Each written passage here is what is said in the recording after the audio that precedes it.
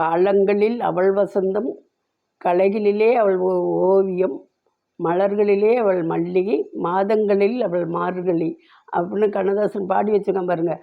அந்த மாதிரி இந்த கார்த்திகை மாதத்தோட ஸ்பெஷல் என்ன? கார்த்திகை மாதம் வந்து முருகனுக்கு உகந்த மாதம். இது வந்து சிவனுக்கும் உகந்த மாதம், ஐயப்பனுக்கும் உகந்த மாதம். அதாவது இறை வழிபாட்டுக்கு இந்த மாதத்தை ஆன்மீகப்படி நமக்கு இதை வந்து நமக்கு முன்னோர்கள்லாம் நமக்கு வகுத்து வச்சுருக்காங்க. முருகன் வந்து சிவனும் பார்வதியும் நல்ல நிலைமையில் இருக்கக்குள்ள தேவர்கள் போய் டிஸ்டர்ப் பண்ணிவிடுவாங்க.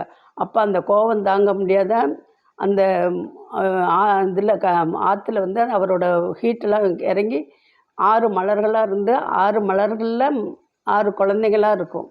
அதை வந்து கார்த்திகை பெண்கள் எடுத்து வளர்ப்பாங்க. கார்த்திகை பெண்கள் வளர்த்தோன்னே அதை வந்து நல்ல வளர்ந்த பருவத்தில் அன்னை பார்வதி வந்து அந்த குழந்தைங்களெல்லாம் அணைச்சி 6 முகமாக ஆக்கி நமக்கு நம்ம கும்பிட்ற முருகனோட வரலாறு இதுதான். அப்போ இந்த கார்த்திகை பெண்கள் வந்து முருகனை நல்லா வளர்த்ததுனால சிவன் வந்து கார்த்திகை நட்சத்திரமாக அவங்கள அந்த தேவதைகளை இது பண்ணிட்டார். அப்போ நம்ம வந்து இந்த கார்த்திகை மாதம் எந்த பெண்களும் விரதம் இருந்தால் அந்த கார்த்திகை பெண்களோட ஆசீர்வாதம் நமக்கு கிடைக்கும், முருகனோட அருளும் கிடைக்கும். அப்படிங்கிறது இந்த முருகனோட இந்த கார்த்திகை மாதத்துக்கு முருகனுக்கு என்ன சம்பந்தங்கிறது இது வரலாறு. இதை நான் வந்து நம்ம தெரிஞ்சுக்கிட்டு கும்பிட்றப்ப எவ்வளோ ஒரு ஆன்மீகங்கிறது நம்ம உணர்ந்து கும்பிட்றப்ப நமக்கு வந்து பக்தியோடவும் இருப்போம், நமக்கு வந்து சாமி கும்பிட்ற இன்ட்ரெஸ்ட்டும் இருக்கும். இது வந்து நான் ஏன் இந்த கதையெல்லாம் சொல்கிறேன்னா, எனக்கு நான் உணர்ந்த உணர்வுகள் உங்களுக்கும் வரணும். இது நான் வந்து எல்லாத்துக்குமே சாமி கும்பிடாதவங்கெல்லாம் என்னை கேலி பேசாதீங்க.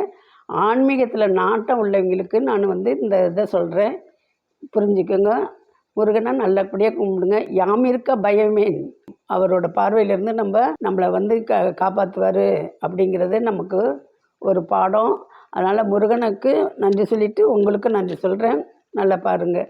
இதான் முருகனோட வரலாறு நிறைய இருக்குது, முருகனோட கதைகள் நிறைய இருக்குது. இது வந்து ஏன் நம்ம முருகன் எப்படி உருவானாருங்கிறது தான், அந்த கதையை தான் நான் சொல்கிறேன். இந்த மாதத்துக்கும் முருகனுக்கும் என்ன சம்மந்தங்கிறது இந்த கதை. Okay, thank you.